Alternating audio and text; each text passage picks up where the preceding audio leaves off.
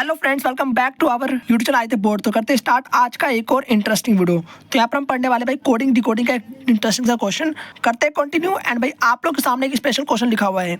किसी निश्चित सांकेतिक भाषा में डिस्प्ले को हम BLQSJDW लिखा जाता है, तो उसी सांकेतिक भाषा में प्रोजेक्ट को क्या लिखा जा सकता है। तो आप लोगों को बताने वाले हैं, बिना स्किप करे पूरी वीडियो को देखिए। करते हैं कंटिन्यू।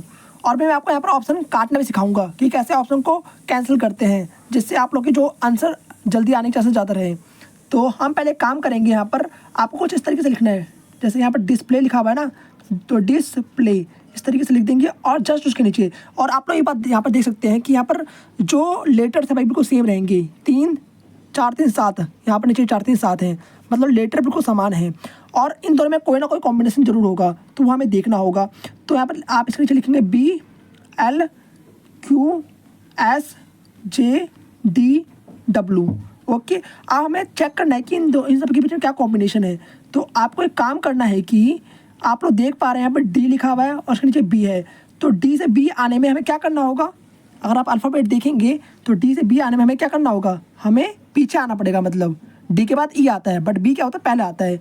तो कहीं ना कहीं हम इसमें 2 माइनस करेंगे, मतलब कि पहले C आएगा उसके बाद फिर B आएगा। तो कहीं ना कहीं हम -2 कर रहे हैं, हम 2 पीछे चल रहे हैं। आप यहाँ पे स्टेप से समझ सकते हैं कि हम 2 स्टेप पीछे आ गए। अब I के बाद L आता है, मतलब हम यहाँ पर क्या कर रहे हैं, JKL, यानी हम 3 स्टेप आगे जा रहे हैं। तो +3। अब आप लोग चेक करेंगे कि आगे भी सेम ऐसी कॉम्बिनेशन फिट हो रहा होगा। अब आप लोग को यहाँ पर देखना है कि भाई S कब आता है, Q के बाद आता है पहले आता है। तो हमें S से भाई Q में आने के लिए हमें क्या करना पड़ेगा, पीछे आना पड़ेगा, बिकॉज S क्या होता है भाई Q के बाद आता है। आप लोग यहाँ पर एक चीज़ देखेंगे कि S से पहले क्या आता है, आपका R आता है, उसके बाद Q आता है, यानी कहीं ना कहीं -2 करेंगे इसमें। तो वही कॉम्बिनेशन यहाँ पर चलते जाएगा। आपका यहाँ पर भी +3 होगा, फिर -2, फिर +3, फिर -2, यानी कि -2 +3 -2 +3 -2 +3 ये है। तो आप लोग देख सकते हैं, यहाँ पर आगे चेक भी कर सकते हैं आप लोग चाहो तो। P के बाद क्या आता है, QRS, यानी 3 प्लस हो रहा है। L के बाद J आने के लिए भाई पीछे आएंगे हम लोग, तो K फिर JKL होता ना, तो KJ इस तरीके से।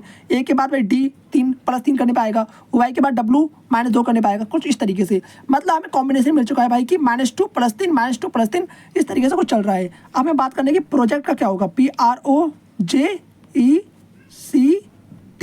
तो प्रोजेक्ट यहाँ पर लिखा हुआ है, इसका क्या होगा ये हमें बताना है। ओके, तो आप लोग देख पा रहे हैं कि पहले क्या होगा भाई, -2, यानी कि हमें 2 पीछे आना पड़ेगा। P से पहले आपको आना पीछे आना है, मतलब कि -2 करना है। तो आप जानते हैं कि MNOP, यानी कि हमें O फिर N पर आना होगा, तो यहाँ पर लिखेंगे N। और आप लोग नोटिस करेंगे ऑप्शन में कि सभी के पास N है, मतलब हम पहले स्टेप से ऑप्शन कैंसिल नहीं कर पाएंगे, हमें आगे बढ़ना पड़ेगा। अब R में हमें 3 ऐड करना है, तो QRSTU, यानी कि अगला क्या होगा भाई, U होगा। अब आप लोग चेक करेंगे तो U किसके पास है और किसके पास नहीं है। जिसके पास नहीं उसे कैंसिल कर दो। तो आप लोग चेक करेंगे, यहाँ पर T आ रहा है तो इसको कैंसिल कर दो, यहाँ पर T आ रहा है तो उसको कैंसिल कर दीजिए। एंड यहाँ पर आपका U आ रहा है और यहाँ पर भी U आ रहा है। इट मीन्स इन दोनों में से कोई ऑप्शन हो सकता है आपका A और B में से। अब आगे बढ़ते हैं। आप O से आपको पीछे आना होगा, OPQR आगे बढ़ जाओगे, पर हमें -2 आना है, मतलब पीछे आना होगा।